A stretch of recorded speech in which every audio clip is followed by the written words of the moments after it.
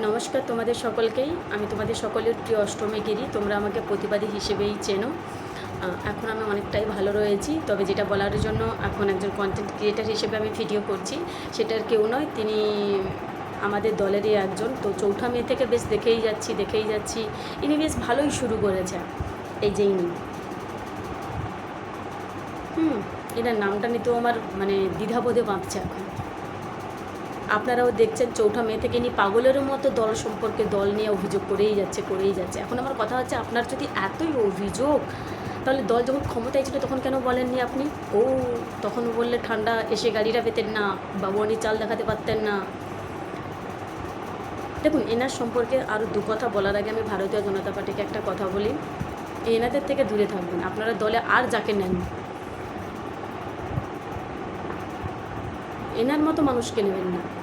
এটা আমার খরচের বিনীত অনুরোধ। নাহলে দেখবেন ঠিক যেমন তৃণমূলের খেয়েছে, মেখেছে, পড়েছে, তৃণমূলের জন্য নাম কামিয়েছে, তৃণমূলের জন্য বাবুয়ানির চাল দেখিয়েছে, এখন তৃণমূল যখন ক্ষমতায় নেই, তৃণমূলের নামে এত অভিযোগ উগরে দিচ্ছে। দেখবেন ঠিক আপনারা যদি এনাকে যদি দলে নেন, দেখবেন আপনাদের খাবে, দাবে, পড়বে, আপনাদের টাকায় মানে বাবুয়ানির চাল দেখাবে। তারপর মানে যে কোনো সরকার তো স্থায়ী নয়, অস্থায়ী। যখন আপনাদের সরকারটাও দেখবেন দুঃসময়ে দেখবেন ইনি 1000টা কথা বলছে, আপনাদের দলের বিরুদ্ধে বলবে। নাহলে ইনি বলে তৃণমূল নাকি তাকে বলাতো। কেন তৃণমূলকে আপনার মাথায় বন্দুক ঠেকিয়ে বলাতো যে যাও তুমি মঞ্চে দাঁড়িয়ে কথাগুলো বলবে? তুমি কি ভেবেছো তুমি এইসব কথাবার্তাগুলো বলবে আর ভারতীয় জনতা পার্টি বিশ্বাস করে তোমায় দলে নেবে? তোমায় দলে নেবে? তোমার এখন এত অভিযোগ, যখন দল ক্ষমতায় ছিল তখন কেন বলেননি মশাই?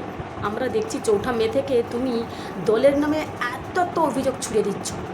বেশ তো বাবুয়ানি চাল ছিল, আমাদের মতো কর্মীরা চাঁদে ফাটা রোদে আমরা দাঁড়িয়ে থাকতাম, আর তোমরা কোথায় থাকতে? আজকে কর্মীরা মার খাচ্ছে ভিটে ছাড়া। তাদের পাশে তো দেখিনি আপনাকে একবারের জন্য ফেসবুকে এসে বলতে যে আমরা আছি পাশে। তাই ভারতীয় জনতা পার্টির কাছে একটা রিকোয়েস্ট, এনাদের মতো মানুষকে আপনারা জীবনে কোনো দিন দলে নেবেন না। এনারা দেখবেন তৃণমূলের সঙ্গে যেই বেইমানিটা করছে, একদিন আপনাদের সাথেও করবে। এতদিন কিছু বলিনি, ইনি যা শুরু করেছে না, বাধ্য হয়ে আজকে আমি বলতে এলাম। আর হ্যাঁ, অনেকেই জিজ্ঞাসা করছো আমি কেমন আছি। আমি ভালো আছি, আমি আগে থেকে অনেকটাই ভালো রয়েছি।